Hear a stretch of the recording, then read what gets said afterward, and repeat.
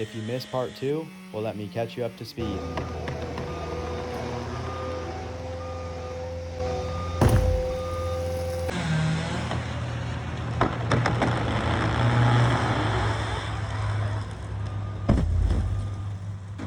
And we're back with part 3 of the Larkfield, California Redwood Salvage. My friend Danny from Horizon Professional Tree Management was the one that dropped the tree in the first clip. These are my two friends, Ronald and Phil. There's Ronald right there on the powerhead side, and Phil is on the opposing side. Both of these guys represent best quality tree service, and they mostly operate out of Alameda and Contra Costa County. But they came over to Sonoma County this morning to help their good friend Eric out. Feels damn good to have solid, reliable friends. That's one of the cool things about giving these logs a second life. I do it all from start to finish with my good friends.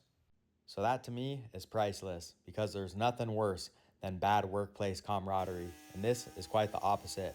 Doing something I love with friends that also have a passion for the same work is a lot of fun. There's a whole lot of labor involved to give these trees a second life, especially in situations like this where we couldn't move these logs much. So we had to bring the mill in and put it around it, which is a lot more work, but it's what we had to do when the logs are this heavy. Usually we'd put the logs in an orientation for the machine to be able to drive around on both sides and use it to push them off, but the soil where we were milling at is really soft and we didn't want to rip up the ground. I counted the rings on this tree and it was 81 years old. 81 years of beauty. Man, it's such a shame when these trees come down. And that's how I got into this business, was seeing how many trees firsthand would go to the dump each day. So for the past 8 years, I've been giving trees from all around the San Francisco Bay Area a second life. My friends and I recycle lots of different species: cottonwood, camphor, acacia, ironbark eucalyptus, redwood, walnut, cedar, elm, all kinds of different species. We just don't really go after much of the local oak, pine, or many of the eucalyptuses around, but pretty much everything else we will give a second life to, because they all have something beautiful to look at inside. Instead of this tree going to the landfill as logs or chips and decomposing 81 years of sequestered carbon, they will instead be enjoyed by future generations. Yes, I agree, I would rather it be standing too. But if it's going to come down, I would at least like future generations to be able to enjoy it as a table or some other family heirloom. Right here, Tyler and I are discussing the figure that we're seeing being revealed. A lot of pretty chatoyance in this piece.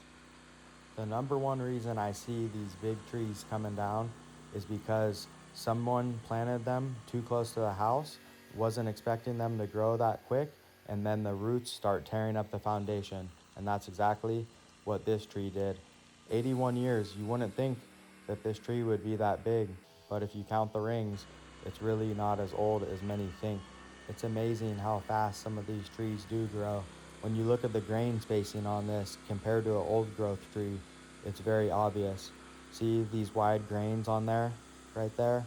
Well, if it was old growth, that would be about 10 times as old in the same span, meaning the grain would be about 10 times tighter than what this is. This is a pretty loose grained piece of wood, and as you can see, there's some checking, probably from it taking that hard fall and not using a crane, but we still believe this would be better suited for the fate that it's going to have eventually as a table, rather than being in the dump.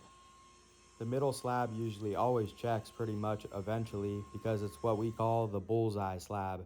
There's the bullseye in the middle of the slab, and that one usually checks. But a lot of these we could tell are probably going to check as well, because there's a lot of tension in this tree, and when it was dropped in the manner that it was, well, a lot of that wants to be released. Once you start milling it up, you can hear it popping, but there's still going to be awesome tables.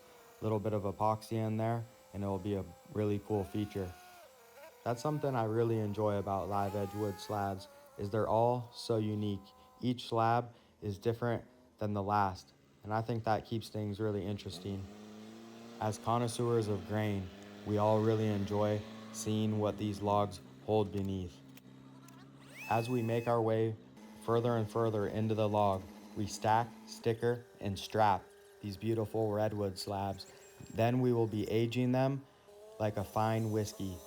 That's one nice thing about this situation right now is the weather. It's pretty chilly over here. If it were hot out, these things would be checking, popping, and twisting a lot more than they are right now. When it's hot out and you're milling, it draws a lot of the moisture out too quickly. It's like smoked barbecue. Low and slow, baby. Low and slow.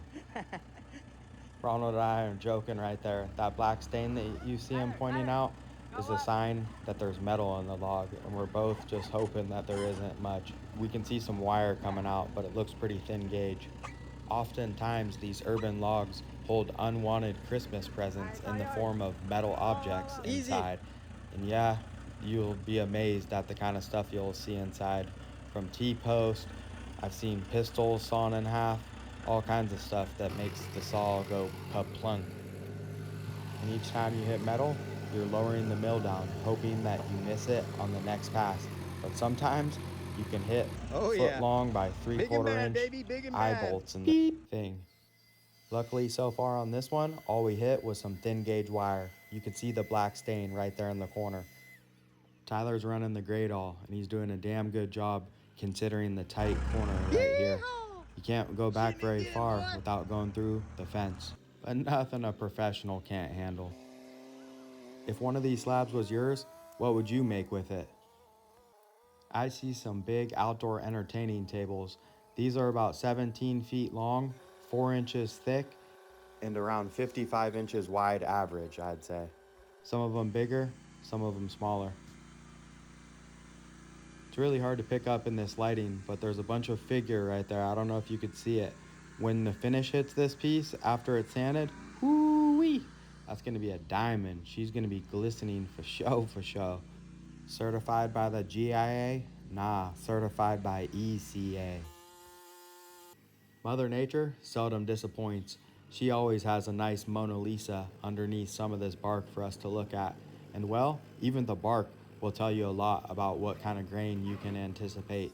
We're always looking at the outside of the bark and judging and guessing about what the figure is going to be like.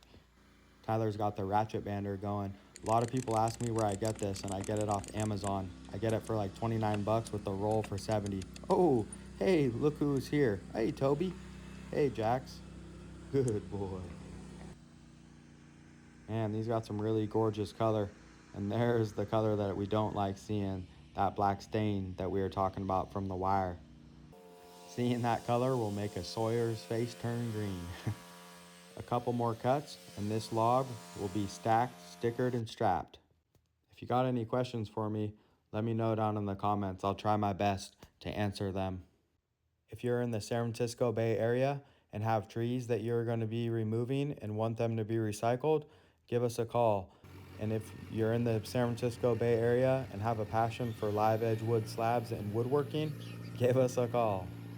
We've got a huge collection of live edge wood slabs in many different shapes and sizes. Lots of different things that I see people make, from headboards, mantles, shelving, nightstands, dining tables, all kinds of different things. Like I say, I used to say I seen it all until steamer stool builder showed up. Then I stopped saying that.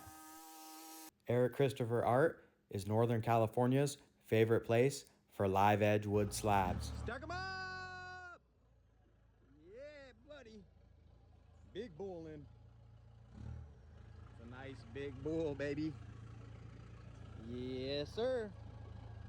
Thanks for watching. Your time and support is appreciated.